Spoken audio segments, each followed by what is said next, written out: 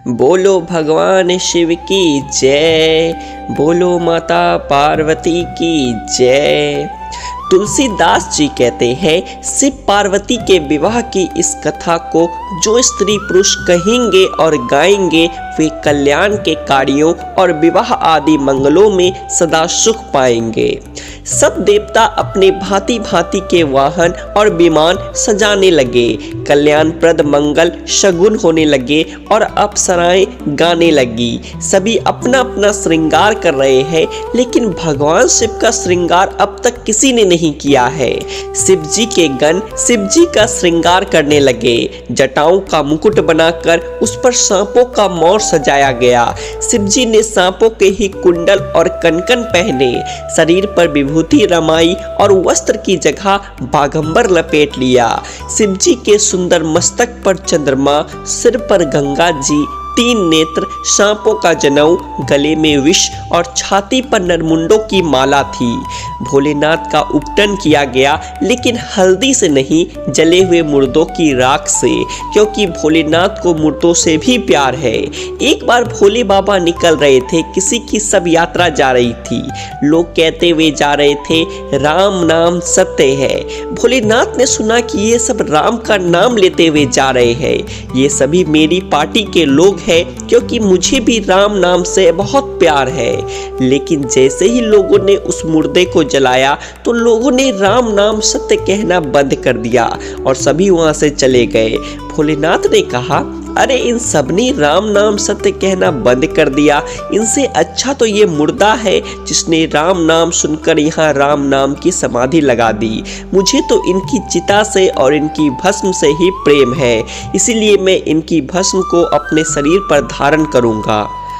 एक हाथ में त्रिशूल और दूसरे में डमरू सुशोभित है। शिव जी बैल पर चढ़कर चले, बाजे बज रहे हैं। शिव जी को देखकर देवांगनाएं मुस्कुरा रही है और कहती है कि ईश्वर के योग दुल्हन संसार में नहीं मिलेगी। विष्णु और ब्रह्मा आदि देवताओं के समूह अपने अपने वाहनों पर चढ़कर बारात में चले। तब विष्णु भगवान ने सब दिक्पालों को बुलाकर हंसकर ऐसा कहा, सब लोग अपने अपने दल समेत अलग अलग होकर चलो। हे भाई, हम लोगों की यह बारात वर के योग्य नहीं है, क्या पराई नगर में जाकर हंसी करवाओगे? विष्णु भगवान की बात सुनकर देवता थोड़ा मुस्कुराए और वे अपनी अपनी सेना सहित अलग हो गए। महादेव जी यह देखकर मन ही मन मुस्कुराते हैं कि विष्णु भगवान के व्यंग वचन दिल लगी नहीं छूटते।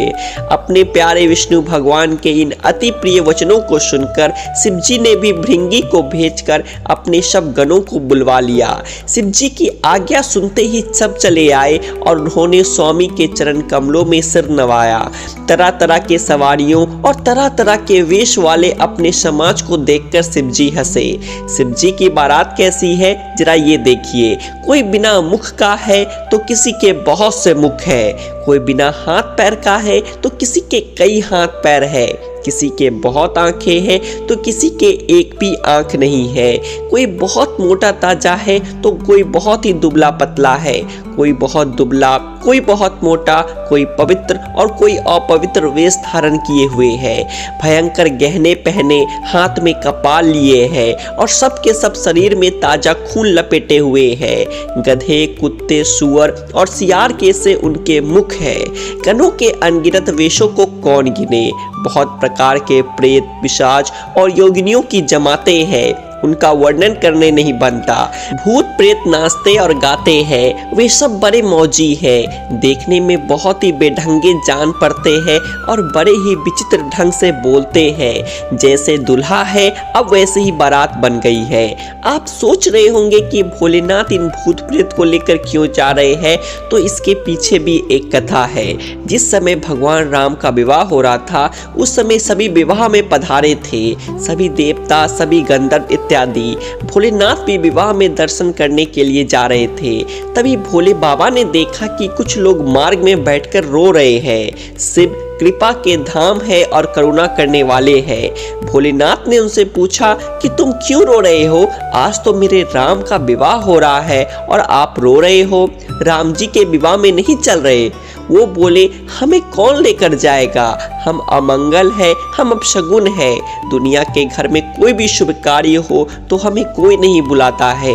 भोलेनाथ का हृदय करुणा से भर गया। तुरंत बोल पड़े कि कोई बात नहीं, राम विवाह में मत जाना तुम, पर मेरे विवाह में तुम्हें पूरी छूट होगी।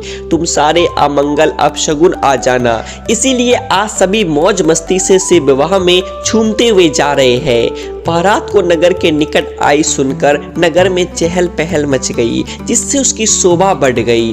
अगवानी करने वाले लोग बनाव श्रृंगार करके तथा नाना प्रकार की सवारियों को सजाकर आदर सहित बारात को लेने चले।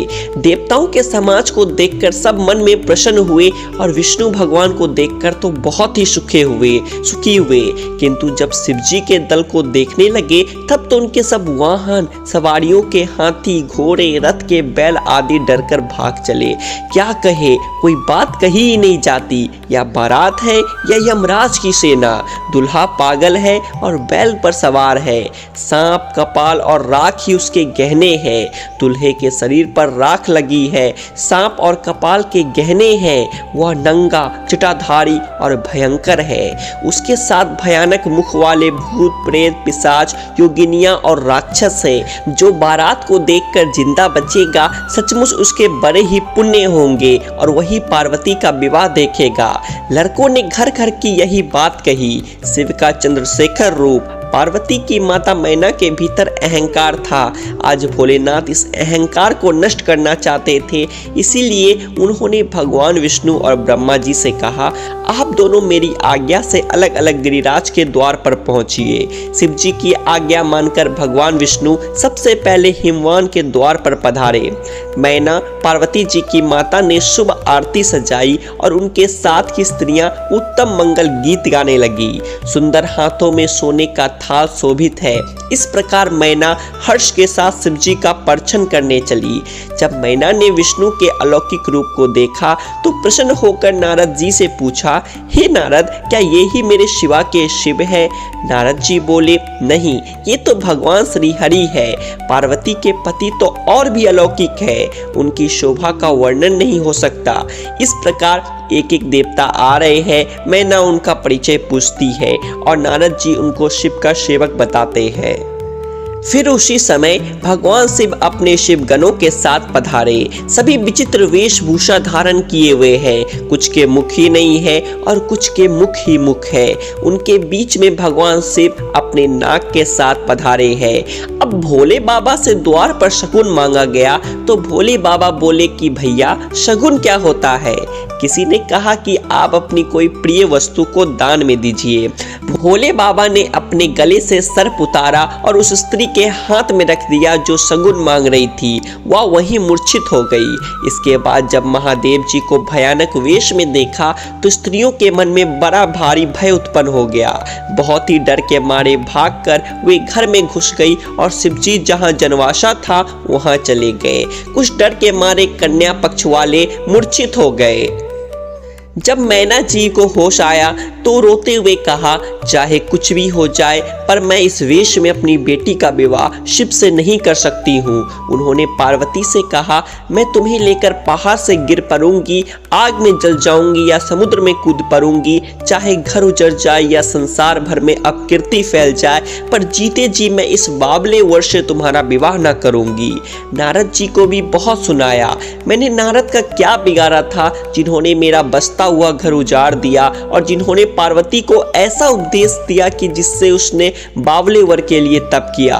सचमुच उनका न किसी को मोह है न माया, उनके न धन है न घर है और न स्त्री है। वे सबसे उदासीन है, इसी से वे दूसरे का घर उजाड़ने वाले हैं। उन्हें न किसी की लाज है न डर है। भला बांझ स्त्री प्रसव की पीड़ा को क्या जाने। ये सब सुनकर पार्वती अपनी माँ से बोली, हे माता, कलंक मत लो, रोना छोड़ो, या अवसर विषाद करने का नहीं है। मेरे भाग में जो दुख सुख लिखा है उसे मैं जहां जाऊंगी वहां पाऊंगी। पार्वती जी के ऐसे विनय भरे कोमल वचन सुनकर सारी स्त्रियां सोच करने लगी और भांति भांति से विधाता को दोष देकर आंखों से आंसू बहाने लगी। फिर ऐसा कहकर पार्वती शिव के पास गई और उन्होंने निवेदन किया कि हे भोलेनाथ, मुझे आप सभी रूप और सभी वेश में स्वीकार है, लेकिन प्रत्येक माता पिता की इच्छा होती है कि उनका दामाद सुंदर हो। तभी वहाँ विष्णु जी आ जाते हैं और कहते हैं, पार्वती जी आप चिंता मत कीजिए, आज जो भोले बाबा का रूप बनेगा उसे देखकर सभी दंग रह जाएंगे, आप ये जिम्मेदारी मुझ पर छोड़िए। अब विष्णु भगवान ने भगवान शिव का सुंदर श्रृंगार किया है और सुंदर वस्त्र पहनाए हैं, करोड़ों कामदेव को लज्जित करने वाला रूप बनाया है भोले बाबा का। भोले बाबा के इस रूप को आज भगवान विष्णु ने चंद्रशेखर नाम दिया है। बोलिए चंद्रशेखर शिव जी की जय। इस समाचार को सुनते ही बोलिए चंद्रशेखर भगवान शिव जी की जय। इस समाचार को सुनते ही हिमाचल उसी समय नारद जी और सप्त ऋषियों को साथ लेकर अपने घर गए। तब नारद जी ने पूर्व जन्म की कथा सुनाकर सबको समझाया और कहा कि हे मैना, तुम मेरी सच्ची बात सुनो, तुम्हारी यह लड़की साक्षात जगत जननी भवानी है। पहले ये दक्ष के घर जाकर जन्मी थी, तब इनका सती नाम था, बहुत सुंदर शरीर पाया था, वहाँ भी सती शंकर जी से ही ब्याही गई थी। एक बार मोहवश इन्होंने शंकर जी का कहना नहीं माना और दक्ष के घर यज्ञ में चली गई। फिर इनसे शिव जी का अपमान देखा नहीं गया और इन्होंने अपना देह त्याग कर आपके घर पार्वती के रूप में जन्म लिया है। ऐसा जानकर संदेह छोड़ दो, पार्वती तो सदा ही शिव जी की प्रिय अर्धांगिनी है और आप ये भी चिंता ना करो कि भोले बाबा का रूप ऐसा है। आप देखना भोले बाबा के नए रूप को, जिसे भगवान हरि ने स्वयं अपने हाथों से सजाया है। तब नारद के वचन सुनकर सबका विषाद मिट गया और क्षण भर में यह समाचार सारे नगर में घर घर फैल गया। तब मैना और हिमवान आनंद में मगन हो गए और जैसे ही भगवान शिव के दिव्य चंद्रशेखर रूप का दर्शन किया, मैना मैया तो देखते ही रह गई। उन्होंने अपने दामाद की शोभा देखी और आरती उतार कर घर में चली गई। पूरे नगर में मंगल गीत गाए जाने लगे और सबने भांति भांति के सुवर्ण के कलश सजाए। जिस घर में स्वयं माता भवानी रहती हो, वहाँ की ज्योनार का वर्णन कैसे किया जा सकता है। हिमाचल ने आदर पूर्वक सब बारातियों, विष्णु, ब्रह्मा और सब जाति के देवताओं को बुलवाया। भोजन करने वालों की बहुत सी पंगतें बैठी, चतुर रसोइये परोसने लगे। स्त्रियों की मंडलियां देवताओं को भोजन करते जानकर कोमल वाणी से गालियां देने लगी और व्यंग भरे वचन सुनाने लगी। देवगण विनोद सुनकर बहुत सुख अनुभव करते हैं, इसलिए भोजन करने में बड़ी देर लगा रहे हैं। भोजन कर चुकने पर सबके हाथ मुंह धुलवा कर पान दिए गए। फिर सब लोग जो जहां ठहरे थे वहां चले गए। फिर मुनियों ने लौटकर हिमवान को लगन पत्रिका सुनाई और विवाह का समय देखकर देवताओं को बुलावा भेजा। वेदिका पर एक अत्यंत सुंदर दिव्य सिंहासन था। ब्राह्मणों को सिर नवाकर और हृदय में अपने स्वामी श्री रघुनाथ जी का स्मरण करके शिव जी उस सिंहासन पर बैठ गए। फिर मुनीश्वरों ने पार्वती जी को बुलाया। सखियां श्रृंगार करके उन्हें ले आई। पार्वती जी को जगदम्बा और शिव जी की पत्नी समझकर देवताओं ने मन ही मन प्रणाम किया। भवानी जी सुंदरता की सीमा है, करोड़ों मुखों से भी उनकी शोभा नहीं कही जा सकती। सुंदरता और शोभा की खान माता भवानी मंडप के बीच में जहां शिव जी थे वहां गई। वे संकोच के मारे पति शिव जी के चरण कमलों को देख नहीं सकती, परंतु उनका मन रूपी भौरा तो वहीं रसपान कर रहा था। पर्वतराज हिमाचल ने हाथ में कुश लेकर तथा कन्या का हाथ पकड़कर उन्हें भवानी जानकर शिव जी को समर्पण किया। जब महेश्वर ने पार्वती का पानी ग्रहण किया, तब सब देवता हृदय में बड़े ही हर्षित हुए। श्रेष्ठ मुनिगण वेद मंत्रों का उच्चारण करने लगे और देवगण शिव जी का जय जयकार करने लगे। अनेकों प्रकार के बाजे बजने लगे। आकाश से नाना प्रकार के फूलों की वर्षा हुई। शिव पार्वती का विवाह हो गया। सारे ब्रह्मांड में आनंद भर गया।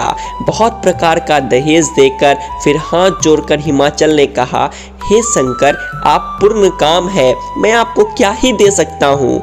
इतना कहकर वे शिव जी के चरण कमल पकड़कर रह गए। तब कृपा के सागर शिव जी ने अपने ससुर का सभी प्रकार से समाधान किया।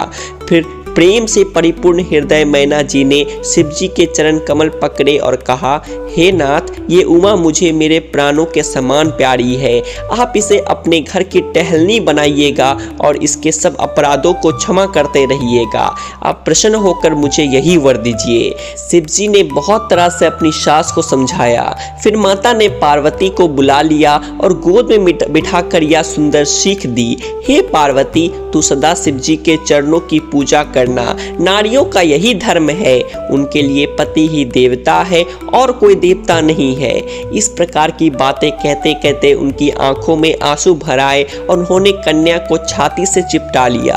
पार्वती जी माता से फिर मिलकर चली। सब ने उन्हें योग आशीर्वाद दिए। हिमवान अत्यंत प्रेम से शिव जी को पहुंचाने के लिए साथ चले। वृषकेतु ने बहुत तरह से उन्हें संतोष कराकर विदा किया। पर्वतराज हिमाचल तुरंत घर आए और उन्होंने सब पर्वतों और सरोवरों को बुलाया। हिमवान ने आदर, दान, विनय और बहुत सम्मान पूर्वक सबकी विदाई की। जब शिव जी कैलाश पर्वत पर पहुंचे तब सब देवता अपने अपने लोकों को चले गए। तुलसीदास जी कहते हैं कि पार्वती जी और शिव जी जगत के माता पिता है, इसलिए मैं उनके श्रृंगार का वर्णन नहीं करता। शिव पार्वती विविध प्रकार के भोग विलास करते हुए अपने गणों सहित कैलाश पर रहने लगे। वे नित्य नए विहार करते थे। इस प्रकार बहुत समय बीत गया। तब 6 मुख वाले पुत्र स्वामी कार्तिकेय का जन्म हुआ, जिन्होंने बड़े होने पर युद्ध में तारकासुर को मारा। वेद, शास्त्र और पुराणों में स्वामी कार्तिकेय के जन्म की कथा प्रसिद्ध है और सारा संसार इसे जानता है। तुलसीदास जी कहते हैं, शिव पार्वती के विवाह की इस कथा को जो स्त्री पुरुष कहेंगे और गाएंगे, वे कल्याण के कार्यों और विवाह आदि मंगलों में सदा सुख पाएंगे। बोलिए हर हर महादेव। जय माता पार्वती।